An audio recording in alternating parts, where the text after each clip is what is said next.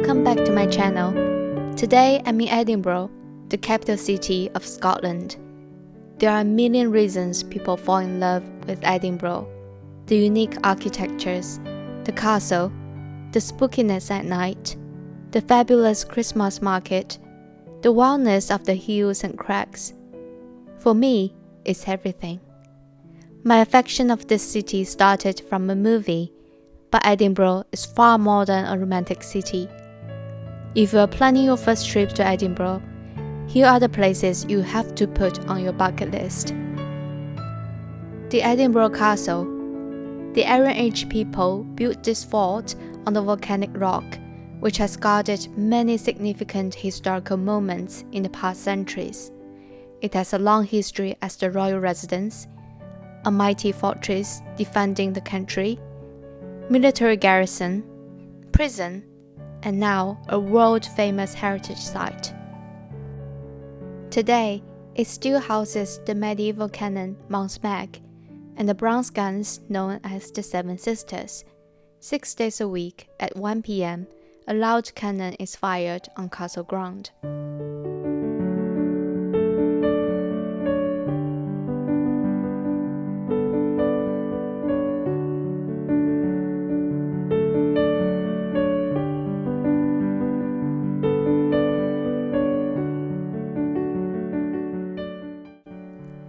From the top of the castle, you can overlook the entire Edinburgh, from the old town at the foot, to the new town, to the sea.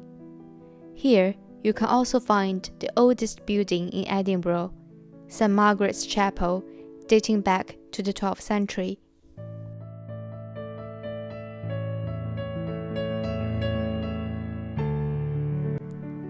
Holyrood Palace.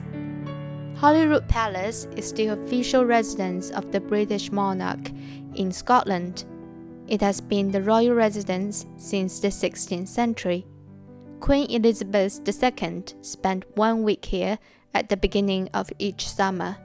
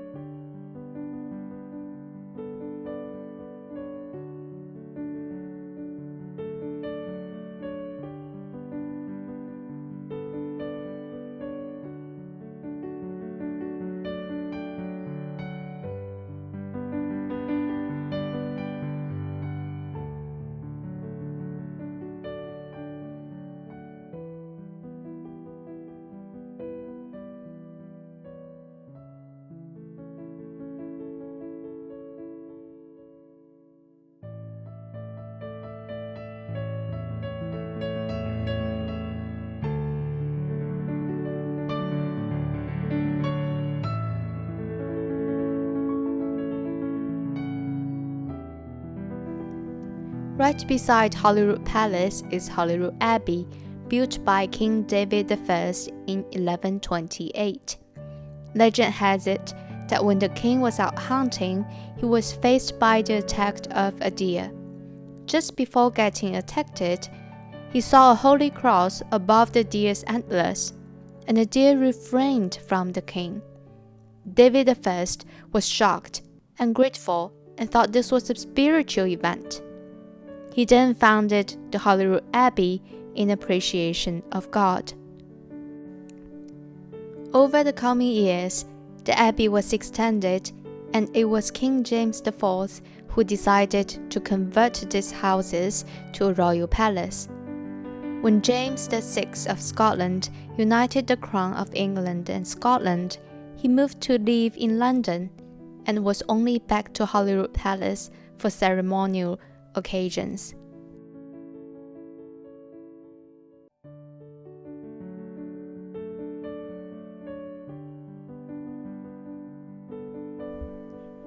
Royal Mile. The Edinburgh Castle and Holyrood Palace are the two landmarks in the Edinburgh Old Town.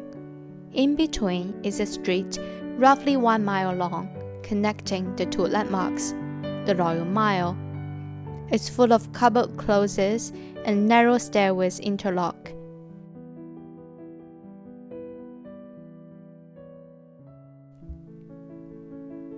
Here, you can explore the brewery process of the Scotch whisky, try some of the best restaurants in Edinburgh, have a taste of the Scottish humour, and enjoy the traditional bagpipe performance.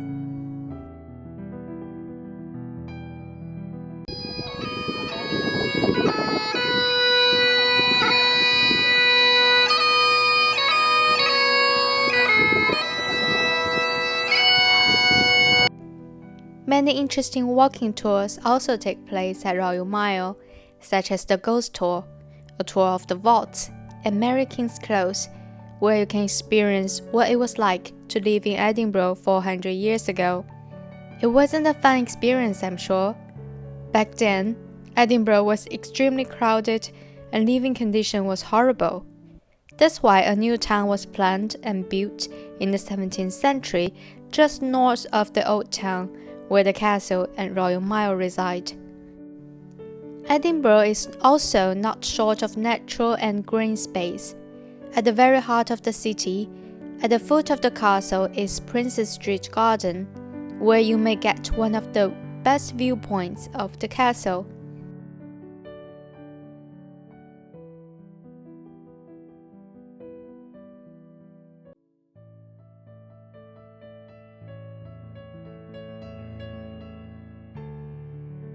Further to the east, on Princess Street, is Cotton Hill. With only 5 minutes climbing up the hill, you can overlook Edinburgh's new town and most landmarks in Edinburgh. By the 19th century, Edinburgh's reputation of the city with elegance and culture has spread far and wide, and it got the nickname, the Athens of the North. And the Edinburgh people did not shy away from it. This is reflected in the architectures in Edinburgh. Pillars inspired by Athens were built all over the city, the most significant being the National Monument, inspired by Parthenon in Athens, on top of Cotton Hill.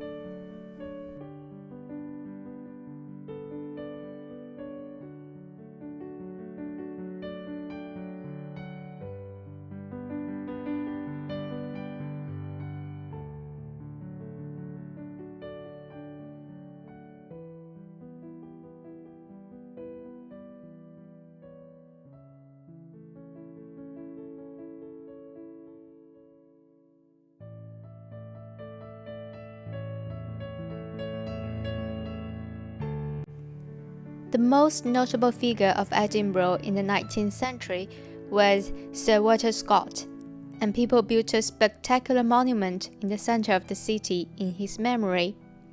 It's decorated of statues of the Scottish poetries. If you are not afraid of height, you can climb up on top.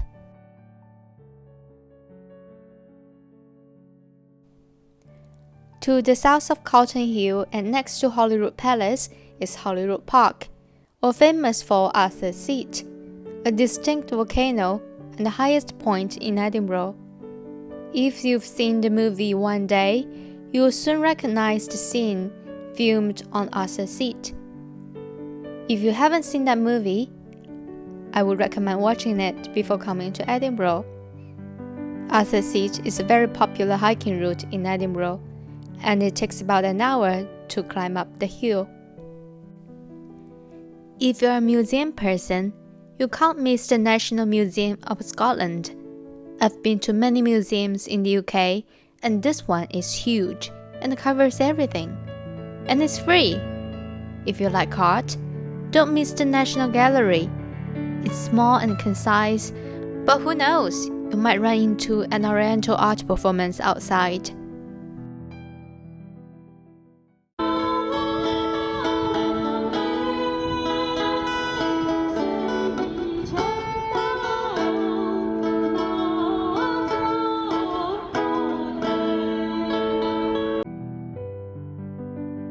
My 2 days journey ends here.